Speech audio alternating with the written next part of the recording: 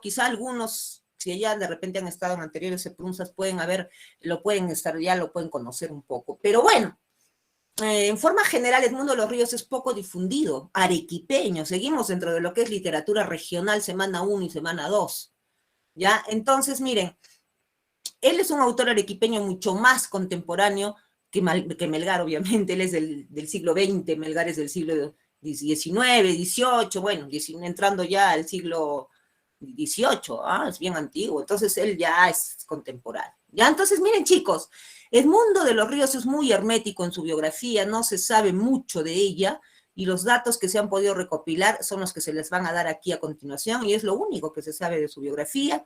Su producción literaria, no hay tampoco mucha, solamente esta novela que le acabo de indicar a la señorita monitora Melanie, que les he dicho que es Los Juegos Verdaderos. Es la única novela que tiene editada, porque tiene otras 2, apunten, ¿ya? Pero no son editadas, son inéditas, por lo tanto no se pueden considerar como obras que ya están en la literatura porque son inéditas. Se llaman Los Locos Caballos Colorados, una, y la otra se llama El Mutilado Ecuestre. ¿No? ¿De qué tratan? No se sabe, sabemos que las escribió, pues no el contenido, ya, pero la única que sí ha escrito, se ha podido difundir con el tiempo, porque, bueno, eso hasta un poco oculta, por lo que toca un tema bastante controversial, como es el de la lucha armada, las guerrillas, ¿no? Es un hecho, pues, que sucedió a nivel del Perú y a nivel de toda Latinoamérica en los años 60 y 70, en esas décadas, ¿ya? Bueno, entonces, es por ello que también, pues, su novela era de un tema bastante discutible, controversial, político, social. Entonces, por eso se mantuvo, pues, también un poco oculta, ¿no? Hasta que ha ido saliendo al aire poco a poco. A ver, ahora, ¿qué corriente literaria entonces tendría Edmundo de los Ríos? Está con la generación de los 60, porque él, digamos que escribe en los 60 esta novela. En el 60 y tanto, 63, la empieza a escribir. ¿Puede pertenecer al boom latinoamericano? Hubiera podido estar con Mario Vargas Llosa, Gabriel García Márquez, todos esos Julio Cortázar que se fueron al boom desde Latinoamérica y sobresalieron en Europa, sí puede ser, pero como él fue poco conocido, no se supo de él, no se puede decir que integró el boom o que es un narrador típico de la década del 60 porque no se le pudo integrar en ninguna corriente literaria, porque no se dio a conocer esta obra hace tiempo, ¿no? En su momento, como debe ser. Entonces, sí se puede decir que solo tiene influencia de 3 corrientes literarias, y esto anota. Influencia principalmente de la corriente literaria llamada realismo urbano. ¿Por qué? Porque los hechos que nos va a narrar se suceden en las calles y avenidas de Arequipa, luego de Lima, el parque universitario, la universidad, la calle, la avenida, es ciudad. Y todo lo que es ciudad es urbanismo, una realidad urbana. Entonces sí, realismo urbano es su primera influencia literaria y quizá la principal corriente en la que se le puede ubicar a Edmundo de los Ríos y a los Juegos Verdaderos. La principal, no quiero decir que sea la única. Ahora, también, pues, por el hecho que toca el tema que toca, que es de un guerrillero, tiene de realismo puro, o sea, del realismo literario puro, no urbano, realismo, tal y como son las cosas. Claro, él le pone ficción, porque si no, no sería literatura, le pone ficción, obvio. Y bueno, en cuanto a la escritura, solo en cuanto a la escritura, Edmundo de los Ríos tiene cierta influencia del vanguardismo. ¿Y qué fue el vanguardismo? Bueno, eso lo vamos a explicar ya con mucha claridad en Vallejo, pero desde ya te digo que el vanguardismo fue una rebeldía literaria en la escritura. En la métrica rompen con el verso, la rima consonante perfecta, en verso libre, en fin, en la narrativa, como es la novela, inventan palabras que no existen y ponen ellos sus propias palabras. Es como Vallejo, que prácticamente inicia el vanguardismo en el Perú. Por ejemplo, está Trilce. Ese término de Vallejo no existe, él lo ha juntado de 2 términos, de triste y de dulce, ha sacado Trilce, y hasta y así lo dio a conocer porque es libre, pues son rebeldes en la escritura, y algo tiene de eso Edmundo, ¿ya? Ya si tú lees algunos fragmentos que te hemos puesto en el tomo de la novela, es más, te hemos puesto 2 capítulos y el último, vas a ver, tiene ahí palabras que a veces tú no vas a entender bien, las inventa, ¿Ya? Muy bien, entonces influencia de tres grandes corrientes, principalmente realismo urbano, realismo puro y vanguardismo. Hasta aquí mi introducción, porque esto es fundamental que lo anotes. ¿Lo anotaste y me entendiste? No voy a mirar, solo respóndeme con micro abierto. Sí, Miss. Sí, Al parecer sí. sí, Miss.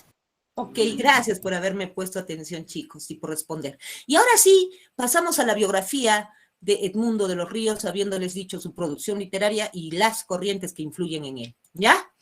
Muy bien, vamos a ver. Arequipeño, nació en Arequipa el 22 de octubre de 1944, ya es contemporáneo, ¿ya? Ahora, su infancia transcurre en el tradicional barrio de Vallecito, aquí en Arequipa, que muchos deben conocer, todos conocemos, creo, ¿no? Ya ahí creció, en el mundo de los ríos pasó parte de toda su niñez y parte de su adolescencia ahí en ese barrio, el Vallecito, aquí en Arequipa, ¿ya? Muy bien, seguimos con su biografía, chicos. Él estudia aquí en Arequipa gran parte de lo que es sus estudios escolares, ¿no? Realiza sus estudios en el Colegio San Agustín de Arequipa ¿no? y la secundaria en el San Francisco de Asís de Arequipa, en un colegio bien emblemático acá, muy conocido. Bueno, pero en su adolescencia se traslada a Lima con su familia, debe ser su papá, su mamá, eso no se sabe exactamente, ¿ya? O solo con su madre, eso está oculto, no lo podemos decir, solamente sabemos que más o menos cuando él estaba en cuarto de secundaria, tal vez, se traslada a Lima, a vivir a Lima con la familia y termina la secundaria en el Colegio Salesianos de nuestra capital, en Lima. ¿Ya? Entonces él termina ahí sus estudios, en Lima, en el Colegio Salesianos, ¿ya? Ahora, en Arequipa, desde chiquito, desde que tiene 13 años, desde que es un adolescente, teniendo ya un gran, bien clarito que él quería escribir, ya lo vemos colaborando acá desde los 13 años de edad en algunos diarios arequipeños, ¿ah? El diario Noticias, el diario El Pueblo, que hasta ahora se mantiene muy emblemático, tiene tantos años ese diario, ahí también colaboró Edmundo de los Ríos desde los 13 años, en El Correo, que también todavía continúa, y El Deber. Eran diarios arequipeños, ¿no? Y ahí, bueno, colabora Edmundo de los Ríos, no se sabe si era un trabajo, ¿no? Pero sí tuvo una colaboración. Ahora, a los 17 años, ya obviamente ya está en Lima, ahí hace su quinto secundario y todo eso, ahí sí trabaja en el diario La Prensa de nuestra capital, ¿ya? Ahora, de ahí 17 años tenían, no sabemos más de su vida, hasta el año 1968, en que ella tiene 24 años, ¿ya? Él había empezado a escribir los juegos verdaderos a los 19 años, los termina de escribir a los 23, a los 24 años quería publicarlo, ¿y cómo lo publica? Viaja a México, allá lo va a publicar, porque gana una beca, ¿no? Parece que envía su obra a México, a este centro que se llama Centro Mexicano de Escritores, ¿ya? Y ahí leyeron esta obra, Los Juegos Verdaderos, y este Centro Mexicano de Escritores, dirigido por Juan Rulfo, Augusto Monterroso y Francisco Monterde, es un centro que finalmente lee su novela y le dan una beca para que él se vaya a vivir a Lima, trabajar en el Centro Mexicano de Escritores, colaborar con ellos, ¿no? Al mando de Juan Rulfo, que fue un gran autor mexicano, autor de Pedro Páramo, del Llano en Llamas y de muchas otras obras que son ya menos conocidas, pero es un gran autor mexicano, ¿no? Entonces, al parecer Juan Rulfo lee su novela, Los Juegos Verdaderos, le interesa el tema, ¿m? Y le da la beca. Entonces, Edmundo de los Ríos empieza a vivir en México ya, desde 1968 empieza a vivir en México, Edmundo de los Ríos. ¿Ya? Ahora, ese mismo año, dice acá, en 1978, es cierto, él vivía en México, pero al parecer Juan Rulfo hizo llegar también esta obra, Los Juegos Verdaderos, esta novela la hizo llegar a Cuba, a un concurso que se llama Casa de las Américas de Cuba, que todos los años creo que hasta ahora hay, ¿ya? Entonces, no participó, obvio, en ese concurso, pero sí lo leen, la leen y les gusta, y es por eso que ese mismo año, él ya estando en México, Edmundo de los Ríos, tiene que viajar a Cuba, y un momento nomás, un mes, no se sabe cuánto tiempo estuvo ahí, pero tuvo que viajar a Cuba en 1968 porque obtuvo una mención honrosa en ese concurso literario llamado Casa de las Américas, ¿no? Y le dieron esa mención honrosa justamente a la novela, la única que tiene editada, que es Los Juegos Verdaderos, ¿no? Muy bien. Ahora, los juegos verdaderos, ¿no? ¿Qué opina Juan Rulfo, el presidente, el director del Centro Mexicano de Escritores, gran autor mexicano? ¿Qué opina de esta novela, Los Juegos Verdaderos?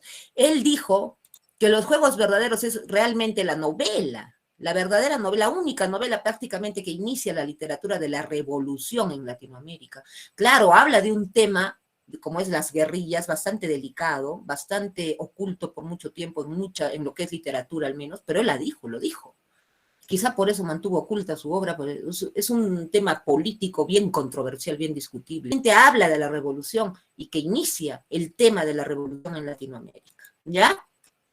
Ahora, vamos otra vez al mundo de los ríos. Él vive en México desde 1968 hasta fines de 1970, o sea, hasta 1979, en que regresó al Perú y se dedicó ya de lleno acá en Lima al periodismo cultural en la revista Caretas. En la revista Caretas trabajó desde 1980 hasta 1994.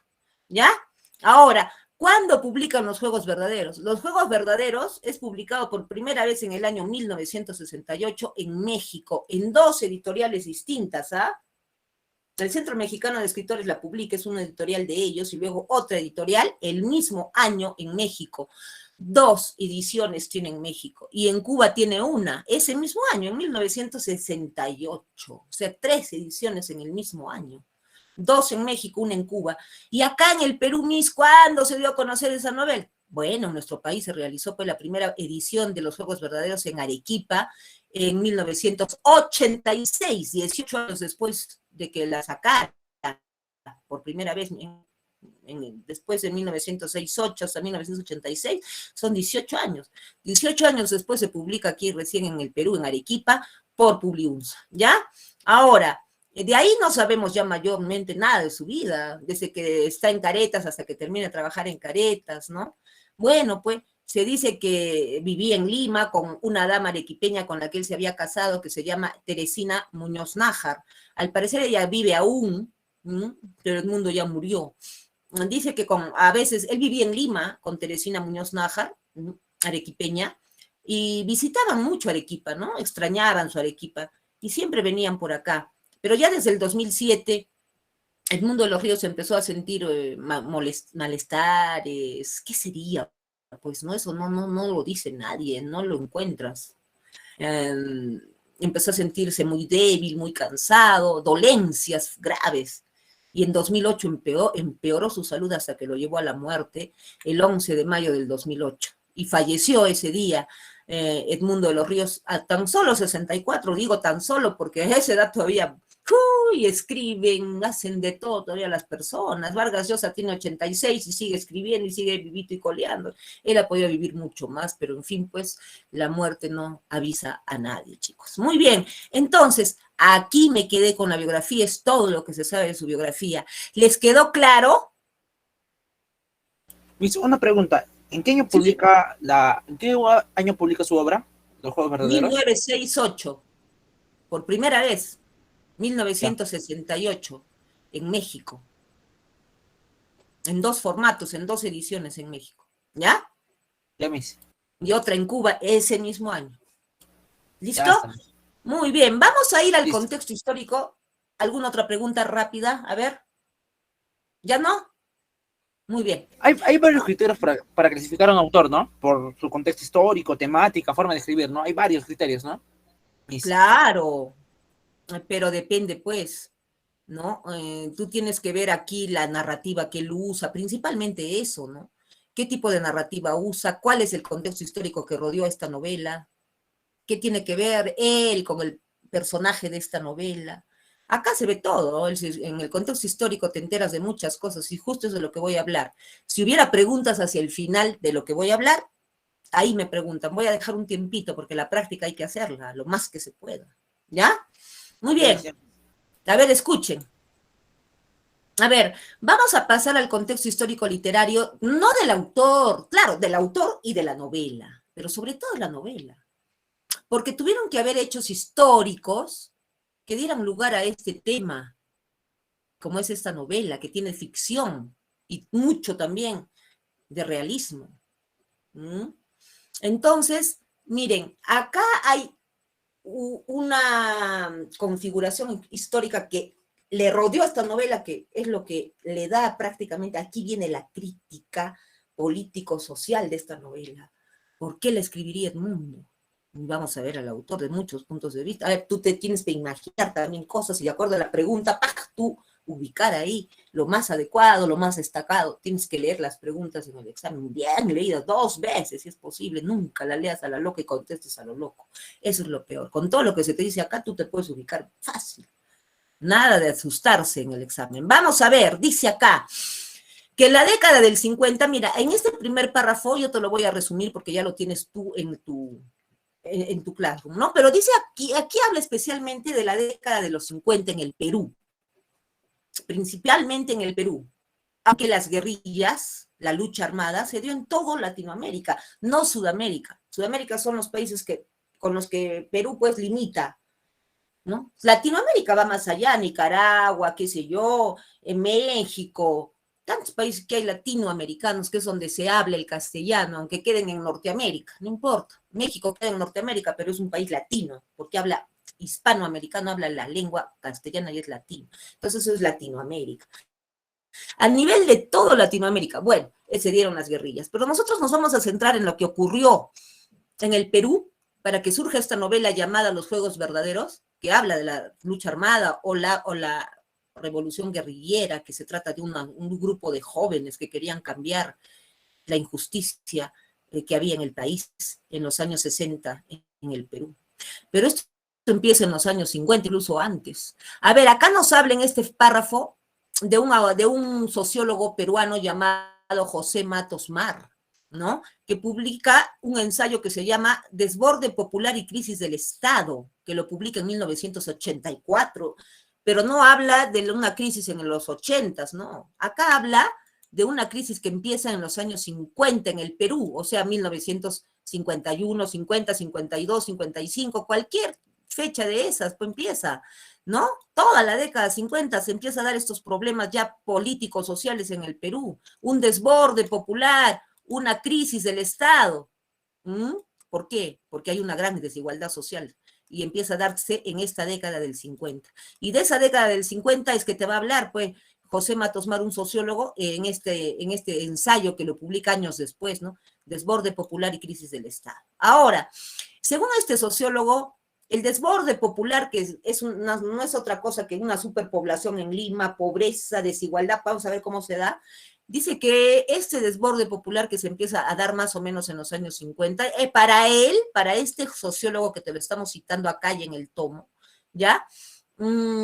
Este desborde popular empieza ya entre 1885 y 1820 y 1920. ¿Por qué? Ya desde finales del siglo XIX, entrando ya hasta 1920, empiezan a llegar acá las empresas monopólicas. Empiezan a entrar ¿qué son empresas monopólicas? Empresas extranjeras, ¿ya? Que se extienden abusivamente hacia el agro y la ciudad también, ¿no? Empieza a darse eso recién en los 80 y tanto, 1885, 1920, pero ¿cuándo se vuelve esto fuerte esto de los monopolios? En los años 50, chicos, en la década del 50 se empieza a dar esto de los monopolios en forma horrenda. ¿Por qué horrenda? Porque fue terrible para el Perú enfrentar esto, para mucha gente. Y es que, ¿qué es un monopolio? Es una empresa extranjera. Si descomponemos la palabra, te vas a dar cuenta, mono, uno, ¿ya? Y polio viene de poleum, del griego poleum, que significa vender. Anota por si acaso la descomposición, ¿no? De la palabra, ¿no? Entonces, mono es uno, polio, poleo, poleum, del griego poleum, vender. Uno solo vende, una misma empresa vende. ¿Cómo es eso, Miss? ¿Cómo es un monopolio, Miss? No son empresas gigantes que empiezan a entrar al Perú comprando acciones de empresas peruanas pequeñas, de menor capital, que para el Perú ya son grandes, pero para ellos no. Entonces empiezan a comprar acciones de las empresas peruanas chicas y ellos pues forman una sola y venden todo lo del Perú. Entonces, un ejemplo, te lo pongo y clarísimo, siempre pongo este ejemplo porque es bien fácil de explicar. Por ejemplo, acá va el ejemplo de un monopolio. Digamos que yo no tomo, pero por si acaso te digo, te advierto, ¿no? Pero esto suponiendo que tome. Un día me compro una cerveza arequipeña, me la tomo, y yo pienso que estoy comprándole a la cervecería arequipeña. No sé, otro día me compro una cusqueña y digo, qué rico, y le estoy comprando a lo peruano, a lo cusqueño, ¿ya? Otro día me compro una Pilsen que es limeña y me la tomo. Yo creí que le compré a la empresa peruana, a lo que es peruano, pero no. Yo no le he comprado ni a la arequipeña, ni a la cusqueña, ni a la Pilsen, a ninguno. Entonces, ¿a quién le ha comprado mi cita? Le he comprado a un gran monopolio que se llama Bacus. Y la Bacus se ha apoderado de las cervezas arequipeña, cusqueña, limeña, la Pilsen, ¿no? ¿Por qué? Ella vende toda la cerveza, la Bacus, y es una empresa extranjera, de capital extranjero, no sé si es inglés o es estadounidense, pero no es de acá. Entonces, ella vende todo, ¿y cómo se apoderó de lo nuestro? Les ha comprado acciones, pues. La mayoría de sus capitales a estos grandes, que ya eran grandes empresarios, los de la cervecería arequipeña, la cervecería cusqueña, ya eran gigantes, pero ella los va a cubrir. Uy, la Bacus vende todo ahora, todo lo que es cervezas. Y puede enriquecer al rico. Eso enriquecer cada vez más al rico. ¿Ya? Ahora, eso es solamente un ejemplo que yo te pongo ahorita, porque la Bacus no viene de los 50, eso es más moderno, pero eso es un monopolio. Lo que sí, por ejemplo, la minería sí tiene monopolios, desde los años, ya desde 1920 quizá. Ahora esto se empeora en los años 50, ¿no? Entonces, mira, por ejemplo, tú puedes escuchar, ¿no? Minero Perú, Copper Corporation y no sé qué, así se llamaban antes las empresas. Pero esas empresas, Minero Perú le ponen todavía, pero la empresa es extranjera, se ha comprado a las mineras peruanas chiquitas, no tan chiquitas, son grandes, pero es pues poderosa, y como la minería pues tiene que, son empresas que tienen gran actividad económica, empiezan a ir estos monopolios mineros, empiezan a irse por la sierra, a donde están los campesinos, que viven tranquilos en el campo hasta los años 40, 50, esto estuvo a principios de los 50, se empieza a dar este fenómeno terrible y abusivo, ¿no? Por parte de los monopolios. ¿Por qué? Porque empieza a entrar a la sierra, donde están los agricultores, trabajando sus tierritas, cosechando, de eso comen, sus vaquitas, lo que tengan, o sus terneritos, sacan su leche, de eso viven, de eso comen, ahí tienen su casita, sus cositas, su vida heredada quizá desde el incanato, su tierrita, su parcela. Y las ciudades no tienen mucha población todavía, la gran población del Perú está en el campo. Y también pasa lo mismo con el agricultor costeño. ¿Pero qué pasa? Ya en los años 50 empiezan a llegar estas empresas mineras monopólicas, abusivas, se van al agro, botan de ahí al indio a la fuerza, no hay un acuerdo, les dan un acuerdo que se vayan para acá, para allá, pero ellos no quieren, es su tierra, hay violencia, y los arrancan y los dejan sin nada a los agricultores, que eran sus tierritas, ahí buscan sus yacimientos mineros de oro, de plata, qué sé yo, de cobre, y se apoderan las empresas mineras de esas tierras. Igualmente, junto con las mineras, llegan los hacendados en los años 50, los terratenientes, gamonales, poderosos, oligarquía se llama eso, tanto los que forman la empresa monopólica como los grandes hacendados, dueños de grandes extensiones de tierra, se llama la clase social oligárquica, que es la poderosa, pegadita al gobierno, y no hacen nada, el gobierno no hacía nada. Entonces, ¿qué pasa? Empiezan a llegar al agro también los hacendados y se empiezan a arrancarlos abusivamente a los indios de ahí. Y muchos de esos indios y también agricultores costeños y agricultores indígenas empiezan a bajar a la ciudad porque se quedan sin nada, y van a buscar un mejor futuro ya a finales de los 50, principios de los 60, a Lima. Y Lima, se recontra, es decir, se vuelve recontrapoblada, superpoblada. Entonces, pues acá hay un desborde popular, lo que lo llama José Matos Mar así, un desborde popular terrible. Acá en Arequipa también empiezan a llegar los migrantes, estos indígenas, desde esos años. ¿Y dónde viven? Llegan a Lima y ¿qué encuentran? ¿Vivienda? No. ¿Trabajo? Menos. No encuentran nada. ¿Y qué hacen? No tienen nada. Y se van a vivir a los cerritos que rodean la Gran Lima y ahí arman sus casitas de estera, de calamina, de lo que puedan, de piedra, una piedra sobre otra, picado, y viven en una pobreza terrible, extrema. A veces tienen que ir a buscar su comida hasta en los basurales. Mientras que la clase rica comía manjares y más se enriquecía el rico con esos monopolios, la clase media estancada, no salía ni acá ni allá, estaba estancada y los pobres cada vez más pobres y los indios y los costeños agricultores cada vez más abusados. En cuanto a los hacendados, bueno, pues algunos en la sierra de los que son agricultores indígenas, no todos bajan a la ciudad, pero gran mayoría sí, por eso, y algunos se quedan y los enganchan. ¿Cómo es eso el enganche? Sí, los hacendados les dicen a los indígenas, esta es de tu tierra, ¿sí? ¿Quieres venir a tu tierra? Ya, te doy una media hectárea y vives, comes, pero a mí me trabajas un montón de tierras. Uy, era un trabajo terrible. ¿Y cuánto me paga? De paga era nada casi.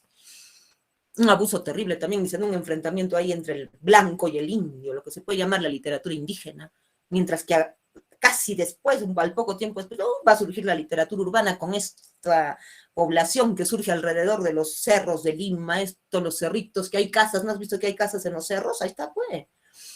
Hasta ahora hay. Entonces eso es pobreza, pero en ese tiempo era pobreza extrema. Recién llegaditos de allá no sabían qué hacer, ni qué comer. Entonces, ¿a qué da lugar? Da lugar para una desigualdad terrible, a una injusticia social, es un desborde popular y una crisis estatal terrible. Entonces, ¿qué hacen? ¿Qué pasa acá? Acá vamos al otro recuadro, ¿no? Acá empiezan a surgir, pues, intelectuales de partidos de izquierda, por ejemplo, que forman, bueno, que han estudiado, son personas que saben, están en la universidad, o de repente ya han acabado la universidad, son profesionales y forman parte, sobre todo de partidos de izquierda, y que comulgan con las ideas, por ejemplo, de Fidel Castro. ¿Quién fue Fidel Castro? Fidel Castro es el que va a tomar el gobierno de Cuba con un gobierno comunista, es decir, él va a triunfar en la Revolución Cubana de 1959, Fidel Castro. ¿Y quién era Fidel Castro? Un guerrillero. ¿Y qué es un guerrillero? Simplemente Fidel Castro era, ¿qué te digo? Un estudiante de Derecho en la Universidad de La Habana, Cuba, joven, todavía joven, cuando deja padre, madre, carrera de estudio, deja todo para irse por sus ideales, porque en Cuba pasaba lo mismo que acá, en los años 50. Estaba Fulgencio Batista en el gobierno, había una desigualdad social terrible, pobreza extrema, riqueza extrema, igual que acá, solo que y acá, bueno, acá también se está dando algo así. Entonces, en Cuba, esto fue terrible en los años 50, y Fidel Castro, que ya se había ido de guerrillero, ¿y qué es irse de guerrillero? Ir a preparar tus ejércitos propios en la selva, o escondido del gobierno con un montón de gente descontenta del agro, estudiantes universitarios que ya también se sienten imbuidos de estas ideas y quieren clamar contra esa desigualdad, se vuelven de esas ideas comunistas, se van junto a Fidel Castro a la selva cubana, y entre la ceja de selva y selva y sierra cubana, ahí se van, pues, ocultos del gobierno.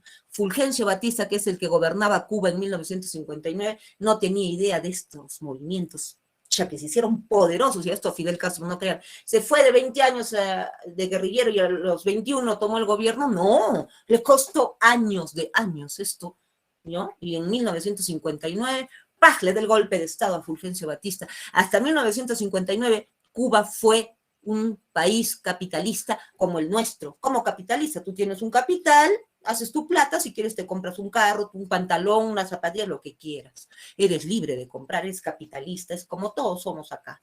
En cambio ellos no, desde Fidel Castro, Cuba se vuelve comunista, o sea, ellos querían un país, es lo que quería Fidel Castro, un país igualitario, donde no haya diferencia de clases sociales, eso es el comunismo. Socialismo, que se le llama ahora, y no hay, de Cuba hay muy poca información, es un país muy cerrado, pero lo poco que se sabe es porque todos viven, y el gobierno les da todo, les raciona todo, nadie puede vestirse mejor que el otro, todos visten con la misma calidad de tela, no hay carros, casi, solo los que hacen el turismo de lo que vive Cuba pueden tener carros, después todos toman ómnibus, todos tienen lo mismo, no hay ricos, no hay pobres, no hay nada. No pueden salir de Cuba, porque basta que viajes fuera de Cuba y es un privilegio, y otros no pueden, no, nadie sale. ¿ya? Entonces eso es igualdad para ellos. Y aquí en el Perú, pues, sus integrantes de movimientos izquierdistas pensaban hacer lo mismísimo que Fidel Castro, que ya había triunfado en 1959 y había impuesto un gobierno comunista en Cuba. Y acá querían hacer lo mismo. Y acá en Argentina, en Colombia, en México, en varios países de Latinoamérica, casi en todos. Entonces, ¿cómo llegaban acá al gobierno? Solo a través de la violencia tenía que darse y sacar al gobierno de turno acá, que era capitalista y que estaba provocando estas desigualdades sociales, estos monopolios abusivos. Entonces, lo que ellos hacen es, bueno, pues, formar sus grupos guerrilleros. Y muchos grupos guerrilleros salieron del partido aprista. ¿Cómo así, Mis? El partido aprista en los años, bueno, ya este partido existía antes de los años 60, pero en esos años 60, en que ya después de los 50 ya esto está terrible, la cosa en los 60 hay mucha desigualdad social, pobreza extrema, terrible, acá está Lima, está el Perú en general, y el APRA ahí, que era un partido de izquierda, es APRA, es Alianza Popular Revolucionaria Americana, es un país, es un partido de izquierda, en ese momento era de izquierda, se quiso volver a la derecha, nadie de los que se integraban ahí el partido quisieron eso, muchos, y muchos renuncian al APRA y forman sus propios partidos comunistas aquí en el Perú, y en los años 60, 70 empiezan a formarse partidos como el MIR, el UNIR, el ELN, que es el Partido de Liberación Nacional, todos con la idea también de entrar al gobierno, es decir, dar un golpe de Estado, bajar al gobierno de turno y implantar en el Perú un país comunista, un régimen comunista igualitario. Esos eran sus sueños. Bueno, ¿y se logró eso acá? No. ¿Por qué? Porque en Cuba ocurrió esto, en 1959, esto ya está ocurriendo acá en los 60. Entonces ya los gobiernos de Latinoamérica se habían preparado para esto. Decían, si en Cuba ha ocurrido, acá va a ocurrir. Y empiezan a armar mazmorras, ejércitos del gobierno los empiezan a poner ahí en la selva, en ceja de selva, cerca de la sierra, ahí donde los guerrilleros se arman, hacen sus ejércitos, ahí empiezan a ir también fuerzas del gobierno, aplastan a los guerrilleros, y no triunfa la revolución acá, ni en el Perú, ni en ninguna parte de Latinoamérica, los gobiernos ya estaban preparados, chicos, ¿ya? Por eso no triunfa acá. Ahora, el MIR es el principal partido que empieza esta revolución, porque digamos que su jefe, el que fundó el movimiento izquierdista revolucionario MIR, se llamó, anota, ¿cómo se llamó? Luis de la Puente Uceda. Luis de la Puente Uceda, quien se va a Cuba, que ya era un país comunista. Y le dan estrategias de guerra, uniformes, todo por lo bajo. Y mucha gente aquí en la selva lo esperaba. Guerrilleros por toda la gente que estaba dispuesta a armar un ejército guerrillero y lo siguen a Luis de la Puente Uceda, pero no triunfa esto, ¿ah? A Luis de la Puente Uceda finalmente lo acribilla el gobierno, muere. Muchos guerrilleros así son aplastados y no triunfa la revolución acá. Ahora, solo los de los partidos del MIR, solamente ellos son guerrilleros, no. También estudiantes universitarios. Salían en cantidad de las universidades nacionales del Perú y de toda Latinoamérica. Eran jóvenes que estudiaban en la universidad, no solo nacionales, de las particulares poquito, pero también habían. El FER, Federación de Estudiantes Revolucionarios, como estos partidos estaban en boga, hablaban de la igualdad social, muchos jóvenes luchan por eso y se van de guerrilleros, al igual que Fidel Castro, dejan todo, casa, madre, padre, estudios, todo, se van allá, no regresan más, porque no triunfó la revolución acá. ¿Ya? Entonces, después de eso te va a hablar los juegos verdaderos. Entonces, también junto a este gobierno, este contexto histórico, sociopolítico que te acabo de dar, bueno, pues la literatura también cambia su temática del indigenismo, poco a poco al urbanismo, la Lima pobre, desigual que hay, rica y pobre, de clase media, terrible. Entonces empieza a hablar de este urbanismo, ¿no? Y esa Lima que ahora está triplicada en población, y que se hunde en la pobreza también, y también otros que están gozando de una gran riqueza, y una clase media estancada terrible. Entonces esto es una crisis popular, un desborde popular y crisis del Estado. Esos son los hechos fundamentales que rodearon a esta novela y que es fundamental entender. Dime, ¿hasta aquí qué tal te fue? ¿O no fui clara? Escriban. Estamos bien. Estamos bien.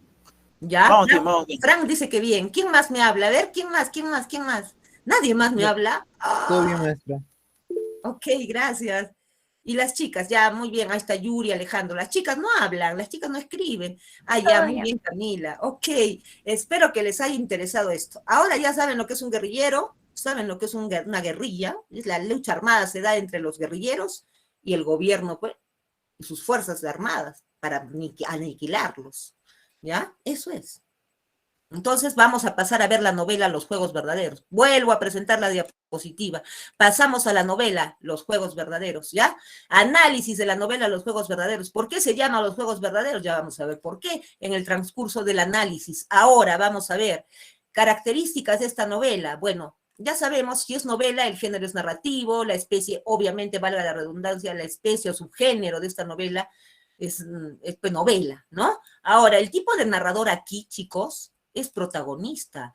¿Quién es el narrador en esta novela? Un guerrillero, que le va a ser atrapado por el gobierno peruano de turno, que se entiende que es, no se sabe si es Belaúnde Terry, qué gobierno, no te ubica en el tiempo, solo te pone en la década 60. ¿Ya? Ahora, eh, este guerrillero pues lo atrapan en una celda de esas que habían preparado especial de esos para los guerrilleros, unas celdas terribles eran, ¿no? Mazmorras, con una tenue luz, donde, claro, ahí cuidaban, los del gobierno cuidaban las celdas estas, las fuerzas de gobierno, y ahí entraba un guerrillero y ya no salía, jamás, era para que muera infectado, eran celdas insalubres, terribles, con arañas, con ratas, terribles. ¿Ya? Bueno, el protagonista de esta novela es un guerrillero que te va a narrar su historia justamente desde una celda de guerrillero, porque lo atrapa el gobierno. Siendo un cabecilla, lo atrapa. Los cabecillas son jefes de los ejércitos guerrilleros que se forman en la selva y que son varios, ¿ya? O en las secas de selva, cerca de la sierra, también en el Perú. Ahora, año de publicación de esta novela, Los Juegos Verdaderos, en 1968, es época contemporánea, pero está contándote una historia reciente, no es una historia de hace años, ¿no? Número de capítulos de esta novela, 46, chicos, esta novela es así de gruesa, con una narrativa que no es fácil tampoco, pero tampoco es difícil, hay que hacerla sencilla, ¿ya? Muy bien, vamos a ver, antecedentes históricos, ya te los he dicho, ahí hablo del MIR, hablo de la Revolución Cubana, ya sabes en quién se inspiraron, cuál es el gran hecho histórico que precede a los Juegos Verdaderos, la Revolución Cubana de 1959, no es el MIR, no, porque el MIR se inspiró, el movimiento izquierdista revolucionario y otros se inspiraron en Fidel Castro, en la Revolución Cubana para hacer lo mismo. Entonces, aquí el antecedente histórico de los Juegos Verdaderos es la Revolución Cubana de 1959. ¿Ya? Y miren, pues acá hay una imagen de cómo se desarrollan más o menos las guerrillas, ¿no? Acá puede haber un cabecilla, que es el jefe de los demás guerrilleros, que está dando órdenes de guerra, y ahí en la selva, ocultos, con uniformes clandestinos, que generalmente son pues gestionados por Cuba o por los que forman estos movimientos izquierdistas aquí en el Perú. ¿Ya? Muy bien, ahora vamos a pasar al análisis de la novela en sí, vamos a ver sus personajes, ¿ya? Tenemos un protagonista que narra su historia desde la cárcel, en diferentes personas, ¿ah? Ya vamos a ver eso de la narrativa ahorita. Primero, el protagonista es un guerrillero que no tiene nombre, nombra a todos los personajes, menos al guerrillero, no sé el nombre del que narra, es un narrador X, un narrador protagonista, les puede decir X, sí, desconocido, ¿ya? Porque no tiene nombre, y tal vez, ¿por qué? Porque hay tantos de guerrilleros que mueren que no le ponen nombre, pues. Es como si representara a miles, que mueren a manos del gobierno, ¿no? Entonces, mira, este protagonista que no tiene nombre va a narrar su historia, por lo tanto es un narrador homodiegético, está dentro de la historia, ¿ya? Ahora vamos a ver acontecimientos en torno a este protagonista, a este narrador protagonista, ¿no? Narrador personaje, a ratos es personaje, a ratos es protagonista, depende de cómo narre, en qué voz narrativa está. Vamos a ver, ¿ya? Ahora, el protagonista se relaciona en algunos datos con Edmundo de los Ríos. ¿Y quiere decir que el protagonista es Edmundo? No, es lo que muchas veces me preguntaban algunos chicos. No, lo que pasa es que Edmundo, a los 23 años, 19, escribe esta novela, a los 23 la publica. No hubiera podido publicarla, pues, si él hubiera sido un guerrillero. No, lo que sí se sabe es que comulga con estas ideas guerrilleras. De hecho, como muchos que no llegaron, no se fueron de guerrilleros, pero que tal vez escribieron a favor de esto, tienen un pensamiento abierto a favor de esto. ¿no? Y Edmundo de los Ríos no lo tuvo tan abierto porque era peligroso acá tener un pensamiento abierto, pues fue a México de repente. Acá había un gobierno dictatorial en los 60, que era pues Velasco Alvarado, ¿no? Que le dio el golpe de estado a Belaúnde de Terry en el 68. Entonces, pues justo el año de su publicación, ¿no? Peligroso también. De repente por eso la publicó en México. ¿Quién sabe? Eso no se sabe, ni se puede asegurar. Pero tiene relación el protagonista, sí, porque aquí Edmundo, que no es él, le pone sus datos de su biografía, al menos el recorrido que él tiene a lo largo de su biografía se los pone al protagonista. ¿Por qué? ¿Es él? No es él. Lo que pasa es que se identifica con los guerrilleros y de alguna manera quiere identificarse a través de este guerrillero, de este protagonista, con todos los guerrilleros y su pensamiento y sus ideales. Entonces, por eso dice acá, acontecimientos en torno al protagonista, que en su niñez vivió en Arequipa, en Vallecito, ¿no? Y formó parte de un grupo de amiguitos que se llamaba Los Halcones Negros, que claro, era un club de fútbol, pero los de su edad, sub-11, así chiquitos, niñitos, él les puso también el mismo nombre, Los Halcones Negros, se pusieron así, el mismo nombre de su club, eran como 8 amiguitos de esa edad, de ese club, ¿ya? Eran niños todavía en el Vallecito, porque esta novela tiene 3 tiempos narrativos. Niñez es 1, adolescencia, segundo tiempo narrativo, y juventud del protagonista, del guerrillero. Son 3 campos temporales, 3 espacios temporales narrativos. La niñez del guerrillero o del protagonista, la adolescencia y su juventud. En la vejez no llega viejo, pues, porque jovencito muere pues, en esa celda. Siendo universitario, muere ahí. Entonces no llega a la vejez, no se queda en la juventud. Ya, entonces formaba parte de este grupo de amiguitos de un club también que era igual, Los Halcones Negros. En su adolescencia se traslada a Lima, igual que Edmundo, se dan cuenta, le pone eso, pero no es que sí que sea él.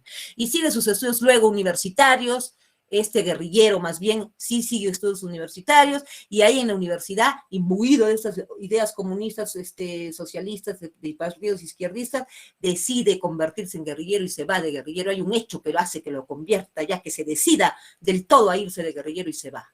Luego, ya una vez que se decide irse de guerrillero, viaja a México, luego a Cuba, y así forma su ejército guerrillero, ¿ya? Y llega a ser un cabecilla de estos ejércitos. Ahora, en su niñez vamos a ver otros protagonistas, ya hemos visto al principal, que es el protagonista X narrador. Ahora vamos a ver, los halcones negros son los chiquitos estos que son parte de su infancia y que viven en el Vallecito, ¿no? Y que son Quique, y bueno, al frente de Quique, ¿por qué dice Diana? Porque Diana era la hermana de Quique, y que era el amor platónico del protagonista, que aquí es niño, no tiene nombre, acordémonos, va a ser guerrillero en el futuro, aquí todavía no es niño como cualquiera, juega como cualquiera, es un niño alegre como cualquiera, después se vuelve guerrillero, ¿no? Ya, entonces, Diana siempre fue su amor platónico, enamorado desde chiquito de esa niña Diana, que era hermana de Quique, que era un amigo suyo, pues, de los Halcones Negros, ¿no? Entonces, ¿quiénes formaban los Halcones Negros? Ese grupo de amiguitos, de niñitos, de un club de fútbol que, bueno, luego se juntaron en amiguitos de su grupo y se llamaron igual los Halcones Negros. Eran Quique, Gonzalo, César, Efraín, Hernán, Carlos, el Muma y el protagonista. Hay unos cuantos más, pero estos son los que más sobresalen. ¿Ya? Esos son parte de su niñez. El Tuerto Zorco es un hombre muy malvado, tuerto de verdad, medio cojo, malo, que luego vamos a ver qué preponderancia tiene en la novela y ahorita que la narremos. Y finalmente la Mica, ¿no? Es una chica liberal, libertina, que al parecer tiene una importancia grande, que lo recuerda desde su celda, la recuerda y la narra, y desde su celda habla de ella en la narración, porque al parecer esta chica tuvo mucho que ver en la iniciación sexual de este muchacho, de este guerrillero, cuando fue adolescente o cuando fue jovencito, ¿no? Entonces, ahí la nombra, ¿ya? Representando la Mica, ¿no? En esta novela se analiza como el objeto sexual en la novela, mientras que Diana es el amor ideal, el amor puro, el amor bueno, la chica buena, y la Mica es la chica impura. Mal análisis, un poquito machista, pero así es. ¿Por qué? Porque si la Mica hubiera sido hombre, no había aquí objeto sexual ni nada, pero en fin. Y vamos a ver ahora la madre del protagonista, es otro personaje secundario que es la madre de este guerrillero. de este protagonista, ¿ya? Bueno, sobre todo acá ya hemos visto un poco de su niñez, parte de su adolescencia también la va a pasar acá en Arequipa, algo de su adolescencia en Lima, pero sobre todo su juventud es la que va a estar enfocada en Lima, su juventud más que la adolescencia. En Lima va a ingresar a la universidad, ¿no? Y ahí tiene amigos como Manuel y Olga, que son compañeros universitarios los principales y que tienen ideas izquierdistas también como él. Se fueron de guerrilleros, eso no se sabe. Esta novela te deja muchas cosas para inferir, ¿ah? Al aire, donde tú tienes que hipotetizar, extrapolar. ¿Y qué es extrapolar en la lectura? En una lectura, en una novela, extrapolar es suponer lo que tú crees que ha pasado, porque el autor no te lo dice. Y es una novela temporal, o sea, inicio, nudo, desenlace, no. Al contrario, es una novela de que tiene narración circular, anótate. Narración circular, ¿cómo es? Te empieza narrando desde su celda de guerrillero, va a su juventud, vuelve a su niñez, a su juventud, en saltos temporales, y otra vez vuelve a la celda en la escena final. Larguísima la novela, pero es una narración, es atemporal, no es cronológica. ¿Ya? Muy bien, entonces ahí como personajes tenemos a Manuel y Olga, compañeros de estudios universitarios, luego el negro Gilberto, que es su primer compañero de celda cuando él ya está encerrado ahí, atrapado como guerrillero, su segundo compañero de celda es Humberto Marín, Arnaldo Gutiérrez, que es es el jefe de Humberto Marín, guerrillero y amigo también del protagonista, y las ratas que están en la celda del guerrillero. Son ratas de verdad que caminan con sus patitas y se lo quieren comer, morder. Hay ratas en su celda. Y esas son personajes. Sí, pero no tanto las ratas de la celda, no, sino vamos a la interpretación alegórica que se le da acá a las ratas, a la interpretación literaria. Las ratas no son otra cosa que el ejército, el gobierno, los políticos y el gobierno. Sobre todo el gobierno y sus fuerzas armadas, que son las ratitas acá, y que, bueno, pues hacen tiras a los guerrilleros y que además son corruptos, tienen el poder, son oligarcas, tienen la oligarquía, esas son las ratas, ¿ya? Muy bien, eso es literariamente hablando. Voy a pasar a leerles 3 fragmentos de esta novela. Hasta aquí, ¿he sido clara? A ver, necesito respuestas porque si no se me vaya a acabar mi hora. Chao, chicos. Sí, Chao, chicos. A ver, chicos, hablen. Vamos bien, vamos bien. Muy bien, van bien. Espero que estén Pues, entendiendo. Esto es muy importante para el análisis social, económico. Aquí ya te estoy diciendo todo, te he dicho. Ahora depende de las preguntas. Vamos a ver. Ya, seguimos con 3 fragmentos de esta novela. Edmundo de los Ríos, chicos, narra fuerte. ¿En qué sentido narra fuerte, Miss? Habla malas palabras, habla jerga. Todavía en estos fragmentos que yo te he puesto no hay tanta. Pero si tú lees a lo largo de los capítulos que tienes ahí, o bueno, esta novela no la venden, casi por eso no tenemos que quedarte todos los datos de esta novela, mayormente lo que está en el tomo nomás, y lo que está en diapositivas, ¿no? Es básico acá, no la venden mucho esta novela, no la venden. Entonces, bueno, si yo leo una mala palabra, normal, eso es parte de la verosimilitud, parte de la belleza de la novela, porque si no, no habría, pues, ese viajar, es intrometerte en la vida del protagonista, de sus amigos, de sus compañeros guerrilleros. Ni modo que el lenguaje de guerrilleros va a ser lindo, pues, ¿no? No, es fuerte, pero eso es lo que le da vida a la historia, así que ya saben que si leo más palabras no soy yo, sino es Edmundo a través de su narrador, ¿ya? Muy bien, chicos, si ustedes leen, lees nomás, pues tienes que leer. Si me hace leer una mala palabra, lees, papito, lees, hijito. ¿Por qué? Porque así es la vida, así es la literatura, y esa es la belleza de la literatura. Vamos a seguir, y hecha esta advertencia, sigo. A ver, vamos a ver fragmentos de los juegos verdaderos. Ahorita yo les voy a decir, narrando la novela, por qué se llaman los juegos verdaderos, ¿no? Solo les voy a dar el tema de la novela, porque si no sería demasiado largo.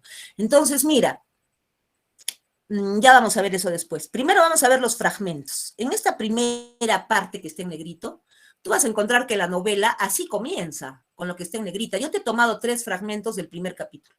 3 fragmentos fundamentales que te van a resumir bien la adolescencia y la juventud del personaje. Acá es su presente. Habla de las ratas y él está en su celda. Lo que está en negrita, habla en presente, en su celda, Desde ahí narra, empieza narrando las ratas que ven en el techo. A cada un salto hacia su adolescencia y a cada un salto hacia atrás también, en sus recuerdos más recientes, de cuando él ya es joven y cómo es que decide irse de guerrillero. Recuerda todo eso en diferentes tiempos, ¿no? Hacia atrás, retrospectivos. Y vuelve al presente a la cárcel. Después conversa con el negro Gilberto, su compañero de celda, le cuenta cosas de la Mica, cosas de Dianita, cosas de Quique, cosas de sus halcones negros. Así, hay diálogos. Y también hay un monólogo interior, donde él mismo habla, se contesta, mientras piensa, solitario a veces en la cárcel también. Hay momentos que está solo. ¿Por qué? Porque el negro Gilberto llega después él muere, vuelve a quedar solo y en fin. Entonces hay saltos temporales desde su prisión, desde ahí narra. Muy bien, entonces empezamos con lo primero. Vamos a leer esto y te voy a decir qué tipo de narración está usando acá. Mira, dice, las ratas están ahora en el techo. Escucho sus pequeñas patas de rata, suaves. Es el guerrillero que está contando, ¿eh? Golpean el suelo levemente, todo lo escucha, pero con velocidad. Corren de un lado a otro, se lanzan en línea recta, en diagonal, las que son más pequeñas. Las patas se mueven de aquí para allá, deben dejar huellas pequeñas, por pares, par tras par, en el polvo almacenado en el contratecho.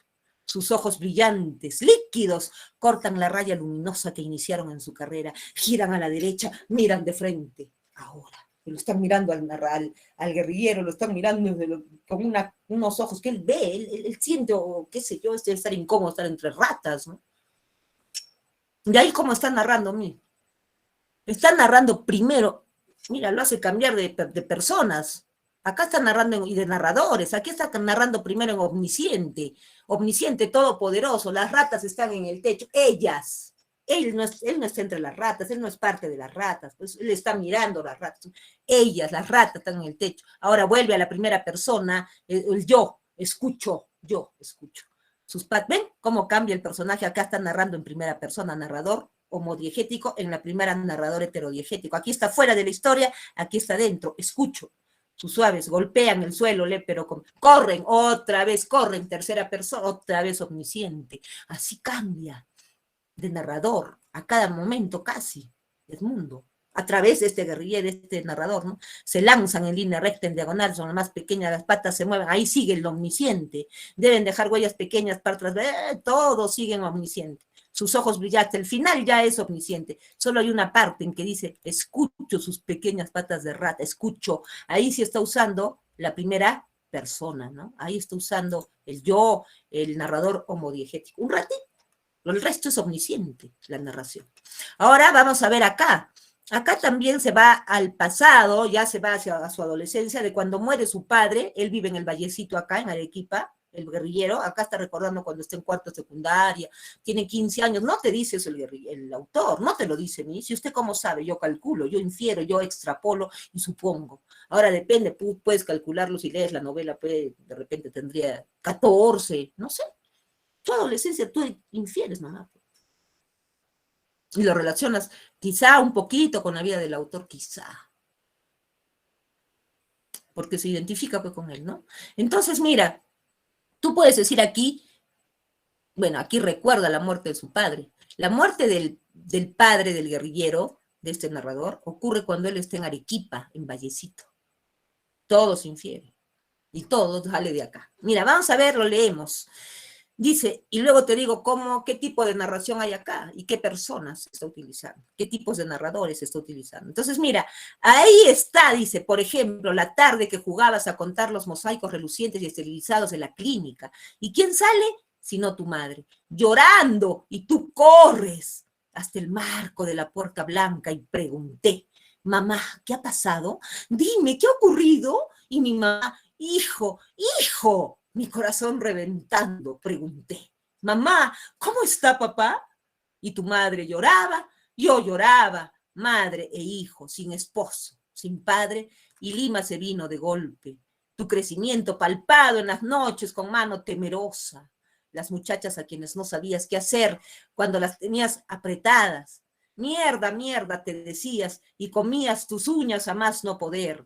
Olvídate de esa maldita costumbre. Y tu madre al gritar no sabía que tú no podías con las muchachas detrás de las puertas. ¿Ya? Aquí está la narración. Bueno, en realidad no es difícil, hay que hacerlo fácil. Mira, a ver un ratito, chicos. Un ratito, espérenme, discúlpenme. Está haciendo demasiado frío. Ya, a ver, escuchen. Miren, cuando dice, ahí está, por ejemplo, la tarde que jugabas, ahí está usando segunda persona, es como tú, ahí está, por ejemplo, la tarde que tú jugabas. ¿Y quién está hablando ahí? El guerrillero, desde su prisión, él mismo se habla. Es como si yo digo, ahí está Faride, la tarde que jugabas, ¿te acuerdas, Faride? Yo misma me hablo, yo misma me respondo, ¿ya? A contar los mosaicos relucientes, ya. ¿Te acuerdas, Faride, por ejemplo? Ahí está, por ejemplo, Faride, la tarde que jugabas a contar los mosaicos relucientes y esterilizados de la clínica, Faride. ¿Y quién sale, Faride? Si no tu mamá, ¿te acuerdas, Faride? Yo misma me hablo en segunda persona, sale tu mamá, Faride. Muchos pensamos así a veces dentro y lo narramos así como pensamos. Entonces, y sale tu madre llorando, hasta ahí ha utilizado, no, sigue utilizando, y tú corres, la segunda persona, y tú corres hasta el marco de la puerta blanca, y pregunté otra vez, y tú corres, Faride, hasta el marco de la puerta blanca, sí, corriste, Faride, tú corriste, y luego pregunté, y pasa la primera persona otra vez, del tú al yo, y pregunté, ¿y esos qué son? Narrador en voces múltiples, anota. El tú, el yo, el omnisciente. ¿Ya? Muy bien. Y pregunté, mamá, ¿qué ha pasado? Dime, ¿qué ha ocurrido? ¿Ya ven? Y otra vez está, mamá, ¿qué ha pasado? ¿Qué ha ocurrido? Y mi mamá sigue en primera persona. Hijo, mi corazón reventando. Pregunté, sigue en primera persona y sigue en primera persona. Y tu madre lloraba, segunda persona. Yo lloraba, primera persona. Y cambia de voces. Es lo que se llama, pues, voces múltiples. Ahora, el tipo de narración acá es el monólogo interior. Él mismo está conversando, está pensando, respondiéndose, no, recordando y preguntándose y respondiéndose a sí mismo. Es como si yo estoy conversando. ¿Te acuerdas, Faride, cuando eras chiquita? Ah, sí, me acuerdo. Y tu mamá salía y tú te escondías en el corral de los chanchos de tu abuela cuando estaban en Characato. ¿Te acuerdas, Faride? Sí, me acuerdo. Y tu mamá lloraba y tú llorabas también. Y eras bien traviesa. ¿Te acuerdas, Faride? Sí, de repente pregunté. ¿Te acuerdas, Faride? Y estabas ahí, de repente, sí, y pregunté tal cosa. Y así, el mismo narrador habla, eso se llama consigo mismo, se llama monólogo interior. Otro tipo de narración. ¿Anotaste? Perfecto. Acá también usa el monólogo interior y las diferentes personas, igualito que en el segundo fragmento. Entonces vamos a ver, solo que aquí te ha narrado cómo murió su padre. Madre e hijo sin esposo, sin padre, se murió su papá y Lima se le vino de golpe, o sea, se fueron a Lima, su mamá y él. Y ahí él ingresa a la universidad, bueno, un tiempo regresa acá, después vuelve otra vez a Lima y ahí sí sigue en Lima con su mamá, y ahí ingresa a la universidad y se vuelve guerrillero. En la universidad empieza a asimilar esas ideas izquierdistas, comunistas, que los hacen ir de guerrillero, ¿no? Y ve la injusticia que hay en la sociedad. Entonces, mira, viene ahora en el párrafo que está con verde, con verdecita, ahí te va a narrar el momento en que él decide irse de guerrillero. ¿Ya? Acá ya es joven, ya no es adolescente, ya está en la universidad. Se entiende que estudiaba en la Universidad Agraria La Molina, es lo que tú infieres. No te lo dice directamente el narrador. ¿Ya? Entonces, acá ya está en la universidad, ¿y qué dice? Igualita la técnica que en el segundo párrafo, usa las voces múltiples, el yo, el tú, el omnisciente, igualito. Monólogo interior también. Entonces dice, acá viene, la decisión irrevocable, momento de la escogencia. Ahí está, escogencia. Vanguardismo. Eso no existe. Escoger. Pero escogencia no le pone porque ya es libre, pues, una rebeldía literaria en la escritura era el vanguardismo. Ya entonces dice, la decisión irrevocable, momento de la escogencia, hombre o no hombre, fue en ese instante en la tribuna del Parque Universitario el que quebró tu vida, o mejor, la desherrumbró. Tuviste nueva piel, pero ¿cómo no iba a ser ese instante crucial? Yo escuchaba entre los manifestantes y el otro, no sé qué demonios decía desde la tribuna, y los universitarios que corrían de un lado a otro, han matado a 3, han matado a 4, hay muchos heridos, y los rochabuses y la caballería, y yo dije, a la mierda con todo esto, yo me voy de guerrillero, y se fue. ¿Ya? Ese es el momento por el cual decide irse. Están pues los guerrilleros luchando ahí, con perdón, los jóvenes universitarios danzando arengas contra el gobierno, voces fuertes, cuando vienen los rochabuces, los matan, él ve a sus compañeros muertos, de la M, me voy de guerrillero y se fue. Ya, esa fue su decisión.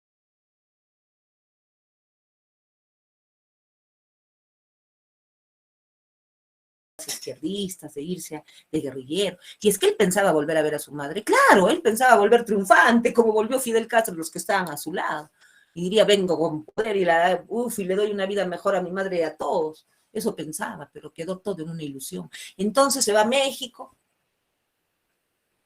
Primero, ya dejó sus estudios universitarios, deja todo, madre, todo por sus ideales. Desde esa revuelta universitaria que él ve, que lo ve terrible, aparte que ya ve otras cosas terribles, la pobreza y todo. Bueno, pues se va a México, a Cuba, y lo meten. Hay tantas, luego ya pues llega con su ejército, trae armas clandestinas desde Cuba, uniformes para un grupo de guerrilleros que ya lo esperaban en la selva, a este guerrillero X, que iba a ser un cabecilla, mandaba a un grupo. Dice que era cabecilla en la novela, no, pero tú lo entiendes, es clarísimo. Entonces, tiene muchos seguidores, descontentos del agro, obreros mal pagados, maltratados, se van de guerrilleros en cantidad, lo esperaban allá en la selva, muchos venían para unirse a su ejército y les da sus uniformes, sus armas, sus estrategias de guerra, y como ese grupo había muchísimos guerrilleros que se ocultaban en la selva, en la ceja de selva del Perú, cerca a la sierra, al Cusco, por ahí, por Junín, por muchas partes, y la misma selva. Ahora, también había allá, el ejército estaba ahí, preparadísimo para enfrentarlos, porque ya el gobierno se había preparado, chicos, y entonces empieza a darse una lucha armada, pues, entre el gobierno y las fuerzas guerrilleras de estos jóvenes, ¿no? Y empieza una lucha terrible, y no solo eran universitarios, hay de todo acá, agricultores, descontentos, todo terrible, de todo hay. Ahora, en una de esas tantas luchas que hay contra el gobierno, bueno, muchas las ganan, se van, desaparecen los guerrilleros, se vuelven a ocultar, pero en una de esas lo agarran, lo atrapan los del gobierno y ¡pram! Lo meten a esa celda oscura que ya habían preparado, a él lo atrapan cerca del Cusco en un enfrentamiento que hay. Se entiende que su celda queda cerca al Cusco, en ceja de selva, entre la sierra y la selva, queda ahí esa mazmorra, esa prisión donde lo meten. Desde ahí empieza a contar, las ratas están ahora en el techo y me miran, eso que he leído primerito, ¿no? Describe las ratas que son el gobierno en sí, son las ratas mismas, ¿no? Ahora, luego retrocede, está en su presente en esa celda, y luego ¡pah! Retrocede temporalmente y va de golpe a su niñez, y recuerda a los halcones negros, a Quique, a Dianita, su amor ideal, a Hernán, a esos niños que formaban el grupo de los halcones negros aquí en Arequipa, Vallecito, y como cuando eran niñitos fueron a molestar a un tuerto que vivía ahí más allá acababa el barrio de Vallecito y ahí colindaban unas chacras. Fueron a trepar los niñitos por ahí, los halcones negros en ese tiempo, pues él recuerda, tendrían 11, 12 añitos, 11 quizá. Van, trepan y lo conocen al tuerto Soco, que era malo, dice que trataba mal en esa chacra, parece que cuidaba esas chacras y trataba mal a todos, maltrataba a los animales, y eso no les gusta a los niñitos. Entraron a su chacra con sus ondas, y empezaron a hacerle tiras el maíz, el choclo, los camotes, todo, mascaban el choclo crudo y se lo escupían en la cara al tuerto Sorco, y así se divertían con el tuerto Sorco varios días, y él también lo sacó a pedradas. Era un tuerto malo, bien malo. Después ya no lo vuelven a ver un tiempo, ya se aburrieron, eran niños, pues, se aburrieron de verlo al tuerto Sorco, ya, y así fue pasando el tiempo, y el protagonista llega más o menos a los 15 años, 14, y muere su padre acá, en Arequipa, Vallecito, y se va con su madre a Lima. Estudia un tiempo allá, aparece el quinto secundaria, regresa acá, y vuelve a ver a los halcones negros, ya jóvenes. Todos tienen de entre 16 y 17 años, el despertar sexual ya está en ellos, en su mente. De repente dicen, vamos a espiar el tuerto Sorco, no lo vemos años, ya pues vamos. Y cuando van, trepan el muro y ven salir detrás del tuerto Sorco a una chica guapa, bonita, mayor que ellos, claro, si ellos tienen 17, ya tendría pues 27, es una chica guapa, en plena juventud, hermosa, pero sí muy libertina. Esa es la mica, decía. Pero ellos le llamaban la Meca. ¿Por qué? ¿Por qué le llamaban la Meca? La Meca es una ciudad sagrada. Es una metáfora, ¿no? Que te hace ahí el autor, no veas que te agarren con esto, no, no creo, pero a ver, por si acaso, pues, yo te digo, ¿no? Meca es una ciudad que hay en la Arabia Saudita, donde van todos los que son musulmanes, tienen que ir una sola vez al año, en su vida, perdón, una vez en su vida a esa ciudad, porque si no se condenan según su fe. Igual ellos decían, esto es como la Meca, todos queremos estar con ella, con la Meca, aunque sea una vez, y todos querían tenerla. Y ella se prestaba a esos juegos, pues, también. ¿Ya? Ahora, ¿qué pasaba con estos niñitos? Bueno, ahí ya son adolescentes, pero cuando eran niñitos, antes de que conozcan a la Nica, no solo jugaban al fútbol, no solo eran parte de un equipo de fútbol, también jugaban a las canicas, al trompo, jugaban, qué sé yo, al tiro al blanco, y también jugaban a las guerritas, con sus escopetitas de mentira, sus perdigones de mentira, se disparaban uno el otro, los halcones Carlos con Hernán, con Quique, el protagonista niño en ese, se disparaban a las guerritas, unos se morían de broma, y ya está. Y entonces este juego de las guerritas no se le hizo a nadie en realidad, solo al protagonista, porque luego llega a ser un juego para él verdadero. Él en la selva va a matar a mucha gente del gobierno, sobre todo, pero ya es un guerrillero y ahora está en la celda por ese juego de las guerritas que a él se le hace verdadero y se da cuenta que la vida no es un juego y que ahora está en esa prisión condenado a morir, infectado.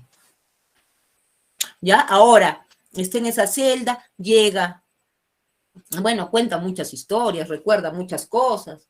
También recuerda a un presente, ya, un pasado más cercano, que es cuando ve la revuelta universitaria, y él dice, a la M me voy de guerrillero, se va, bueno, eso ya les he contado, recuerda todo eso. Luego llega a su celda, el primer compañero de celda, que no era guerrillero, lo confunden al pobre, un negro, de raza negra, entonces él le dice el negro Gilberto y todo eso, ¿ya? Y que no era negro, o sea, perdón, no era guerrillero, era negro, sí, pero no era guerrillero, y no era, lo confunden, él tenía su esposa que se llamaba Consuelo, sus hijitos, era un hombre normal, sino que había tenido un enfrentamiento con los que estaban ahí del gobierno por donde él estaba trabajando, y les contesta feo, lo creen que es guerrillero, lo meten dentro por el pobre.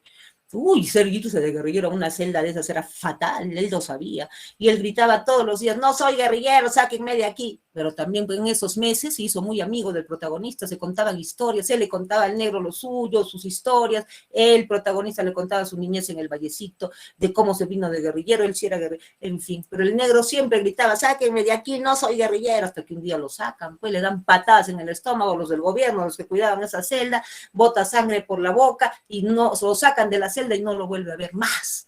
El protagonista, que para ese entonces ya tendría unos 24 años, él calcula que entró a la cárcel de 19, perdón, a la mazmorra esa, no era cárcel, bueno, fue. Después llega al poco tiempo otro compañero de celda, lo meten ahí, Humberto Marín, que ese sí era guerrillero, un jovencito de 18 años, universitario, cuyo cuyo cabecilla, jefe había sido Arnaldo Gutiérrez, que le cuenta al guerrillero, al protagonista, le dice, tú eres Humberto Marín, tú sí eres guerrillero. Sí, él se las olía, conocía a los guerrilleros. Eres muchacho, le decía, tengo 18 años, y tú 24, calculo, estoy tanto tiempo en esta celda y oscura que yo he perdido la noción del tiempo. Yo entré acá de 19, ahora tengo 24 más o menos. Tú eres el muchacho 18, pero los dos eran muchachos en realidad, sino que así le llamaba, pues, ¿no? El muchacho. También hablaba con él de su jefe, Arnaldo Gutiérrez, de los guerrilleros, de todo, pero ya cuando Humberto Marín llega a la celda, ya está mal, ya el protagonista, o sea, ya estaba infectado, le dolía la espalda, le daban fiebres altas, deliraba, se ponía bien, después otra vez deliraba. Humberto Marín sabía, ya va a morir y ese es mi destino también, dice. Entonces, un día de tantos ya cae en una fiebre terrible, empieza a convulsionar, estertores también se le llama, y a ratos tenía lucidez, pero Humberto Marín dice, no pasa de hoyo mañana, es lo que él más o menos infiere de la novela, ¿no? Y entonces el protagonista, en una de esas pues le dice, ya me voy a morir, no te vas a morir, te vas a mejorar. Tenía pues momentos de lucidez, y Humberto Marín le decía, no, te vas a mejorar, pero ¿cómo va a mejorar? Ya estoy acá perdido, estoy con fiebre muy alta, creo que estoy mal. Sí, estás mal, pero mira, ten ánimo, le decía, porque vienen unos guerrilleros por nosotros en un camión a rescatarnos, a las 5 de la mañana van a venir. ¿Guerrilleros? Le dijo. O sea que está triunfando la revolución. Sí.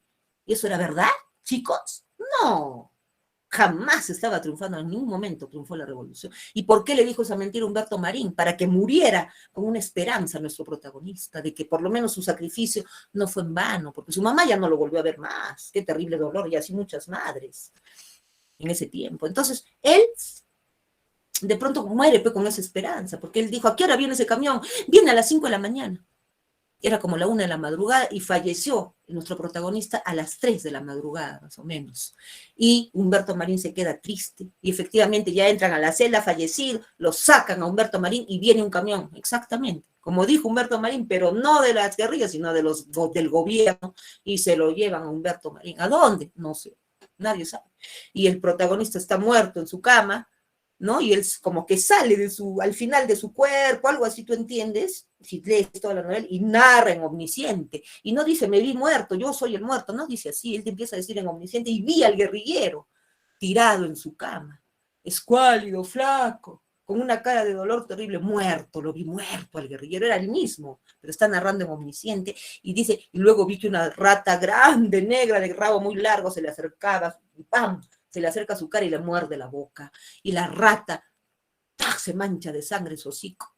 Y esa rata, ¿qué alegoriza, chicos? Alegoriza al gobierno que una vez más había callado a un guerrillero, como lo había hecho con miles de miles. Y ahí acaba la novela. Bueno, a ver, ¿cómo te fue? ¿Qué tal la historia? ¿Más o menos? ¿La entendiste? ¿Regular? Estamos bien, estamos bien. Muy bien. Ya tienes tú, con todo lo que te he dicho, para entender muchas cosas, sacar tu análisis y todo. A ver, ¿qué opinan las chicas? Pues opinen, ¿qué tal la novela? ¿Qué tal? ¿Qué Miss, les interesante. pareció? Nueva, un tema nuevo, interesante, muy bien. Sí, Miss, todo claro, muy bien, chicos. Un tema un poquito fuerte, pero es parte de la vida, es parte de la historia, es parte también de la literatura, porque tiene su ficción, todo tiene su parte de irrealidad, aunque está basado en un hecho real. ¿Ya? Pasamos a la práctica y vamos a irnos a ver. ¿Ahí la ven? No, No. no comparto. ¿Qué pasa? Ahora sí. A ver, ¿se ve? Sí, sí se ve. Ya. Entonces, que escriban. Quiero ver si estoy con el chat activo. Ah, sí, Sí, sí estoy Miss. viendo el chat, pero mejor un ratito. La voy a minimizar un ratito, voy a poner el chat, ¿ya? Está mejor así. Ahora sí, chicos, vamos. Bueno, él es Edmundo Los Ríos, la única foto que hay de él, la que se ha puesto en la diapositiva y acá también, pero no hay más fotos de él. Él era muy así en su biografía, en su vida, muy hermético. Vamos a ver ahora uno. Este es re fácil, pero es fundamental para mí que la hayas captado. Hecho histórico que inspiró el surgimiento de las guerrillas en Latinoamérica, así como para el tema de trasfondo de la novela, exacto, la D, la Revolución Cubana. Muy bien, chicos, muy bien, ¿ya? Perfecto. Vamos con la 2, unas cuantas literales y luego voy a hacer unas inferenciales muy importantes, ¿ya? A ver, 2. A ver, ¿qué es la verosimilitud? Yo te lo dije en la teoría literaria. Vero, Que verdad, sea similitud, creíble. ya que sea creíble. Creíble. Los juegos verdaderos, muy bien. Haría alusión el título y también el contenido de la novela. ¿Qué hace alusión?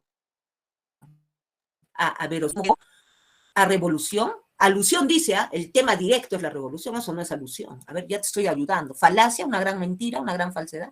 ¿Cuál será? ¿Alude a qué?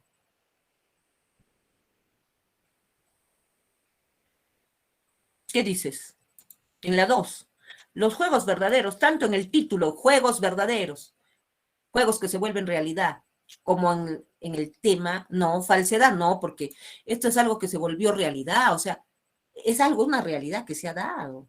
Los juegos no son falsos, hay juegos que se vuelven verdaderos. Entonces, ficción en un momento, pero en la vida se vuelven realidad. Yo, cuando era chiquita, jugaba a cocinar, a la cocinita, y ahora cocino de verdad, y mis juegos se volvieron verdaderos. Entonces, ¿qué es lo que más hay ahí? Claro, la A, verosimilitud. Cosas que se vuelven realidad, que tienes que creer porque es parte, creerte lo que lees, y los juegos verdaderos pues, son juegos que se vuelven verdad para muchos, ¿no? ¿Ya? 3. No es una obra de Edmundo de los Ríos. Bueno, esto ya, acá te voy a ayudar, porque si no el tiempo es muy... Los jefes es de Mario Vargas Llosa. Y las cosas que se dicen en cualquier parte, acá falta.